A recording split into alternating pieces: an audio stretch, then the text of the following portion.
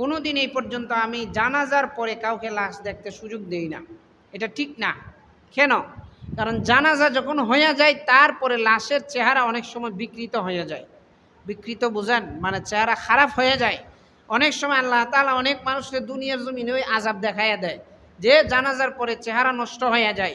এখন আপনি যখন জানাজা পড়ছেন একটা মানুষের মারা যাওয়ার পরে, তার জানাজা হয়ে গেছে, আপনি এখন যখন দেখতে যাবেন, ধরেন উদাহরণস্বরূপ তার ঠোঁটটা যদি একটু বাঁকা হয়, চোখটা যদি একটু মোটা হয়, একটু ফুলে যায়, সারা জীবন ওই মানুষগুলা একটা মন্তব্য করবে, অমুকের দেখছিলাম চোখটা ফুললে রইছে, অমুকের চেহারাটা বাঁকা হয়ে রয়েছে।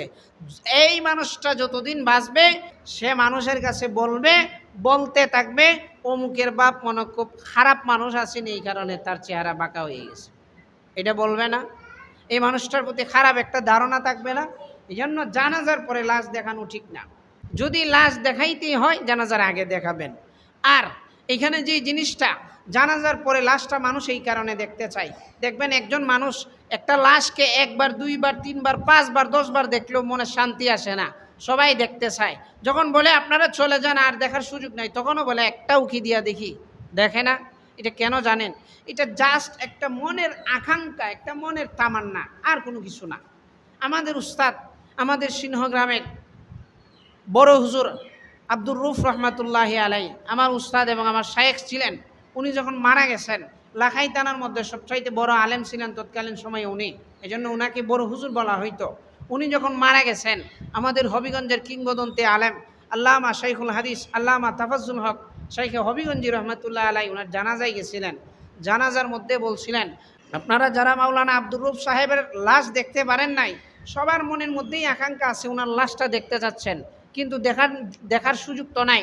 সবাইকে দেখাইতে গেলে দিন শেষ হয়ে যাবে। আমিও আমার শায়েখকে দেখতে পারি নাই। আমরা দোয়া করি আল্লাহ তাআলা যেন হাসরের ময়দানে ওনাকে একসাথে আমাদের দেখা করানোর সুযোগ করে দেয়। এইটা হচ্ছে সবচাইতে বড় বিষয়। আমি একজন মানুষের লাশ দেখবো, দেখে কি করবো? তারা কি জান্নাতে নিয়ে যেতে পারবো? তারা জাহান্নাম থেকে বাঁচাই দিতে পারবো না? জাস্ট আমার একটা মনের আকাঙ্ক্ষা। এখন এই জিনিসটারে উসিলা কইরা লাশ 3 দিন, 4 দিন, 5 দিন, 7 দিন পর্যন্ত রাইখা দেয়। লাশে ফ্রিজের মধ্যে ধইরা রাইখা দেয় 7 দিন পর্যন্ত। কেন? ওই আত্মীয় স্বজন দেখতে হবে। আর শুধুমাত্র একজন মানুষের জন্য লাশটারে রাইখা দিছে সারা রাত।